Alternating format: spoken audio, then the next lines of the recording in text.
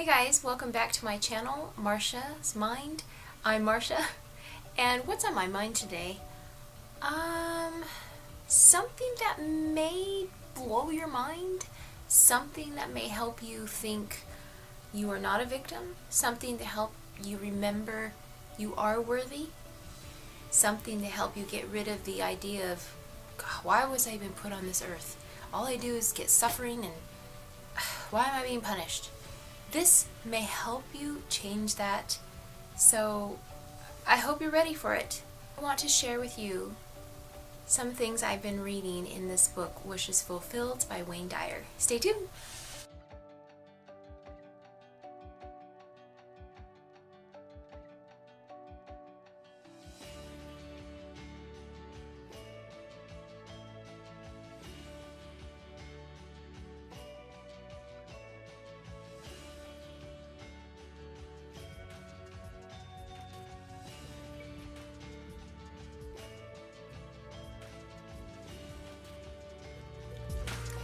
I really want to do this video. I hope it's not too noisy outside, but I want to share with you some things I have underlined in this book I've been reading. I finished it already. It's from Dyer.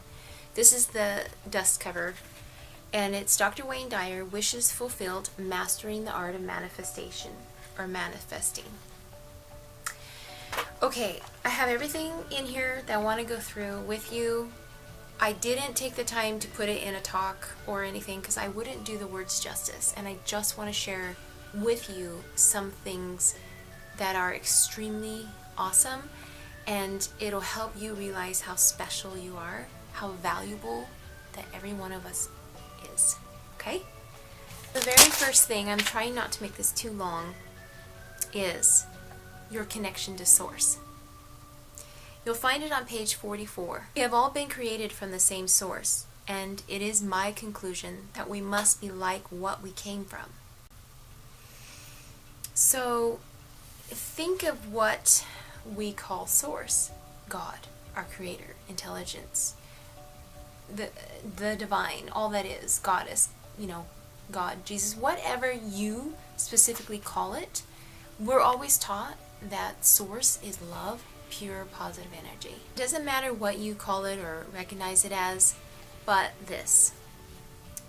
You are merely interested in recognizing that you originated from the source of all life in form you know as your constantly changing physical body, which obviously contains the creative energy that you came from. Okay, so I'm just going to skip ahead. Since you are a piece of God, and therefore have that within you, you needn't doubt your own divinity. As Jesus reminds us in John 10:34, "Is it not written in your law, I said you are gods?" And it reads, "As a growing spark of God, you must be willing to say, that portion of myself that has not edged God out, or ego, must be perfect. It is all-knowing, and it is almighty. There's nothing that this higher self that I am cannot accomplish." Right? That portion when from John 10:34 is when he was going to be stoned, and they were he's saying that he was blasphemous for saying he was God. But he says that is it not written in your law, I said you are gods. It says also here, your awareness that God isn't something external to you, but rather a portion of yourself, is truly a giant step in your spiritual evolution. I'll repeat that. Your awareness that God isn't something external to you, but rather a portion of yourself, is truly a giant step in your spiritual evolution. How many times have you heard people say, "Oh, God hates me," or "Why was I even put here? Why did God give me this life?" Right? God no longer resides outside of you and no longer plays favorites. In short, you revised humankind's image of a God created in its own egotistic idea of itself. So, listen to this paragraph. A God who knows how to heal, yet withholds healing from some and offers it to others who are presumed to have paid some kind of dues? A God who is angry? A God who gives humans the pleasure of sexuality but promises to burn in hell those who don't follow rules devised by other humans? A God who gives us eyes and remains invisible but threatens damnation for those who don't believe in him? A God who demands to be paid for services with fancy temples and gold-lined costumes for his highest representatives? This is the God of the ego. Interesting, don't you think? And it also reads, your higher self is a piece of an all-loving, all-embracing, creative source. It resides within you. The kingdom of heaven is within. In fact, it is you. Whoa, what? You say? What are you reading, Marcia? Wayne Dyer. Esther Hicks. It's all letting you know how special and truly wonderful you are. All you need to do is align yourself with this divine essence. Begin to act like it acts. Begin to think like it thinks. Give your divine nature a chance. Practice describing yourself first as a spiritual being, right? One who lives as frequently as possible from this all-loving, all-giving, all-joyful place called your higher self. Your higher self is just what it says. Higher than your false self. Higher than your material, physical self. It is the part of you that is aligned with your very source of being. I'm just going to skip ahead. Take advantage of your imagination. There's a paragraph in here, and it's by Henry David Thoreau. It reads, if one advances confidently in the direction of his dreams and endeavors to live the life which he has imagined, he will meet with a success unexpected in common hours. Also, let's see. When you say I am God, it doesn't refer to your body in any way. It refers to the birthless, deathless, changeless spirit that remains in all the changing forms your body takes every moment of your temporary life here on earth. Interesting. God is not physical, it is energy, and this divine energy is not like the material world energy that your senses report to you. Everything has happened simultaneously. Even past lives are not past. The words that best describe them are parallel lives. There is no time and no separation. Even Einstein said this stuff. That idea is something that our senses find next to impossible to comprehend because we think linear. We do. Because cause and effect before and after. We really do think that. Our highest self is unconditional love. No separation, no time, no judgment. You know, remember the words of Jesus. He said, God is love, and he who abides in love abides in God, and God in him. That was interesting. So affirm that I am love, I am God, I am worthy, I am infinite, silently and out loud. And when you're saying I am God, you're not being egotistical and like, I'm God. Yeah. No, it's not like that at all. Do this frequently so it becomes your inner mantra. This is not an ego exercise. It is an awakening to the incredible miracle that you are. Isn't that awesome? This is not an ego exercise. It is an awakening to the incredible miracle that you are. This will help you abandon old patterns you've carried that have sullied your personal relationship to this universe and all of the inherent beauty and perfection it beholds. Ignore three-dimensional evidence that has defined your existence up until now. Enter into a higher fourth dimension that allows for the primary teaching of Jesus. With God, all things are possible. Your imagination is yours. You are free to place anything in there at your discretion. I am talented, I am heroic, I am ecstatically happy, I am wealthy beyond words, I am content, I am God. Be fearless and let those ideals be a reality. Decide what you want to do or become. Repeatedly say, I am the presence doing it. I want to touch on how I've always learned that with law of attraction, in order to get where you want to be, truly believe it and feel it and act as if you already have it, because then it will come faster. Neville, it's in a quote in here on page 99.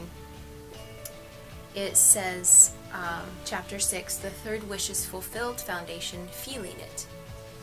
This is the quote: "That which you feel yourself to be, you are. And you are given that which you are. So assume the feeling that would be yours were you already in possession of your wish, and your wish must be realized. So live in the feeling of being the one you want to be, and that you shall be." Never. Wayne Dyer had this quote on his wall, and he said that it was by his bed, made in 1944. There was another quote, I guess. He says, "Make your future dream a present fact by assuming the feeling of the wish fulfilled."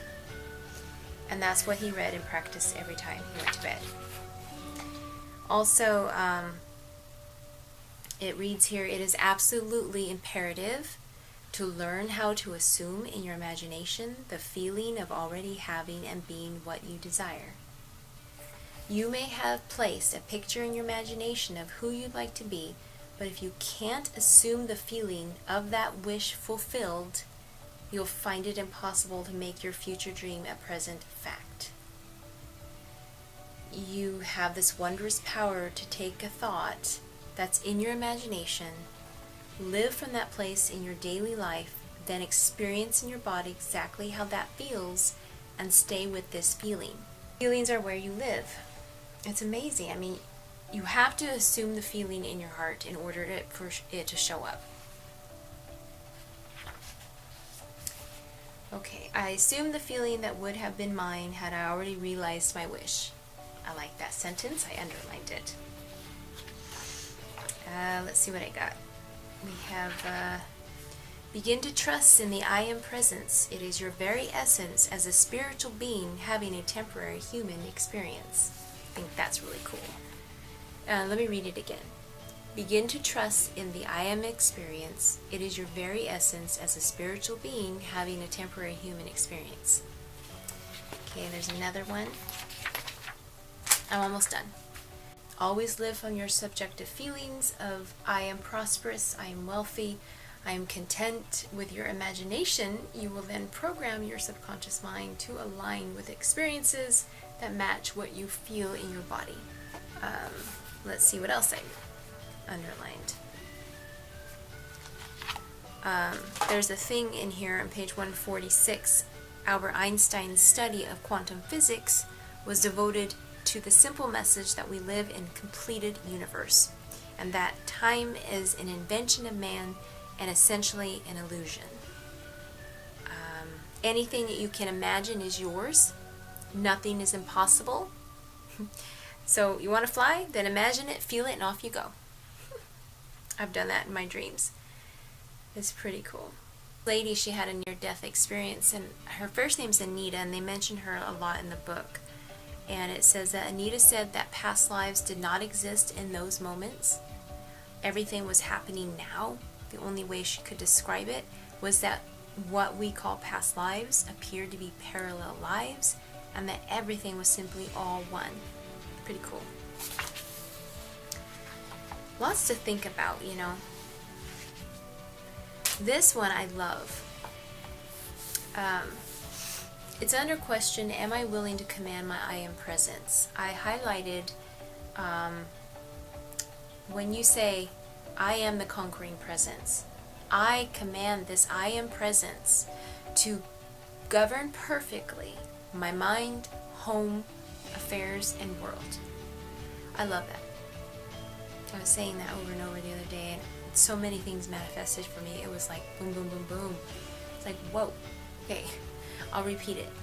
I am the conquering presence. I command this I am presence to govern perfectly my mind, home, affairs, and world. Notice the word command. This is in sharp distinction to the teachings that counsel us to treat God gingerly in our prayers and discussions, to be careful not to insult God, and to be fearful of Him. I'm not suggesting you adopt an attitude of arrogance in your relationship with the source of all being. That would contradict the quote from the book of John that God is love.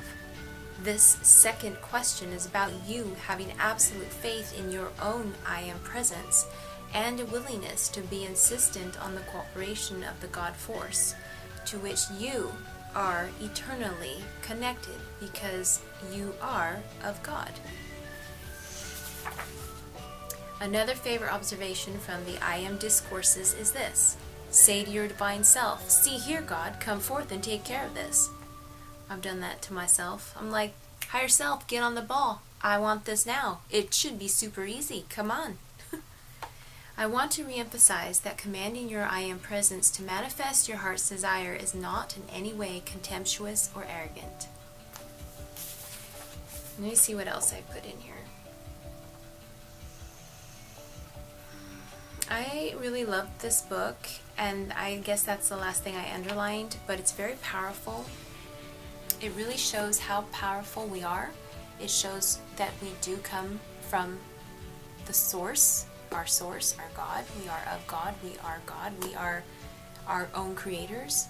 We weren't put here as an experiment. We are here as a blessing.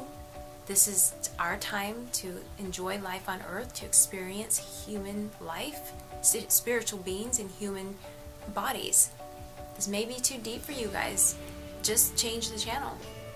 And I know a lot of this thinking is going around, and it's saving people's lives. It's making them understand life and why they're here, where they're from, where they're going. And it helps me love people more.